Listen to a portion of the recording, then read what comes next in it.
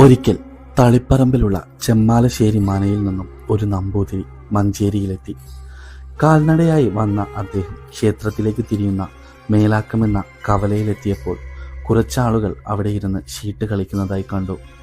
താനൊരു ബ്രാഹ്മണനാണെന്നും കുളിച്ച് സന്ധ്യാവന്ദനം നടത്താൻ പറ്റിയ കുളമോ ക്ഷേത്രമോ അടുത്തുണ്ടോ എന്നും അവരോട് ചോദിച്ചു. കളിയിൽ മുഴുകിയ അവർ ഇവിടെ നിന്നും അല്പം ദൂരം വടക്കോട്ട് പോയാൽ അവിടെ എത്തിയിട്ട് കാളിയെന്ന് 3 പ്രാവശ്യം വിളിച്ചാൽ മതിയെന്നും പറഞ്ഞ് അദ്ദേഹത്തെ പരിഹസിച്ചു വിട്ടു.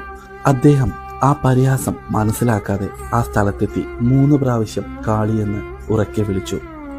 പെട്ടെന്ന് വിളി കേട്ടതുപോലെ ഒരു സ്ത്രീ ചുവന്ന പട്ടുവസ്ത്രമണിഞ്ഞ് അദ്ദേഹത്തിനടുത്തെത്തി. ആ സ്ത്രീ അയാൾക്ക് കുളം കാണിച്ചു കൊടുക്കുകയും സന്ധ്യാവന്ദനത്തിനുള്ള സൗകര്യവും കഴിക്കാൻ ഭക്ഷണവും കിടക്കാൻ സൗകര്യവും ചെയ്തു കൊടുത്തു. ഒടുവിൽ പുലരാൻ 7:30 നാഴികയുള്ളപ്പോൾ ഇവിടെ നിന്നും പോവണമെന്നും പോവും മുന്നേ എന്നോട് പറയണമെന്നും അവർ ആവശ്യപ്പെട്ടു.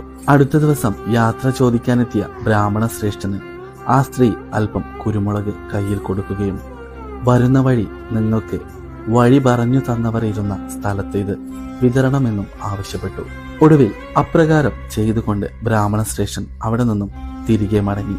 കുറച്ച് ദിവസങ്ങൾ കഴിഞ്ഞ് ബ്രാഹ്മണ ശ്രേഷ്ഠൻ വീണ്ടും ഈ പ്രദേശത്ത് എത്തിയപ്പോഴായിരുന്നു അദ്ദേഹം മനസ്സിലാക്കിയത് അന്ന് തന്നെ കളിയാക്കിയവരെല്ലാവരും വസൂരി വന്ന് മരണമടഞ്ഞു എന്ന സത്യം. തനിക്ക് ലഭിച്ചത് ദേവീ ദർശനമാണെന്ന് മനസ്സിലാക്കിയ ബ്രാഹ്മണ ശ്രേഷ്ഠൻ പിൽക്കാലത്ത് ദേവിക്ക് വേണ്ടി ദേവിയെ കണ്ട സ്ഥലത്ത് ഒരു അമ്പലം പണി കഴിപ്പിച്ചു എന്നാണ് വിശ്വാസം. ഇന്ന് ഈ ക്ഷേത്രം മഞ്ചേരി കാളികാവ് ഭഗവതി ക്ഷേത്രം എന്ന പേരിൽ അറിയപ്പെടുന്നു.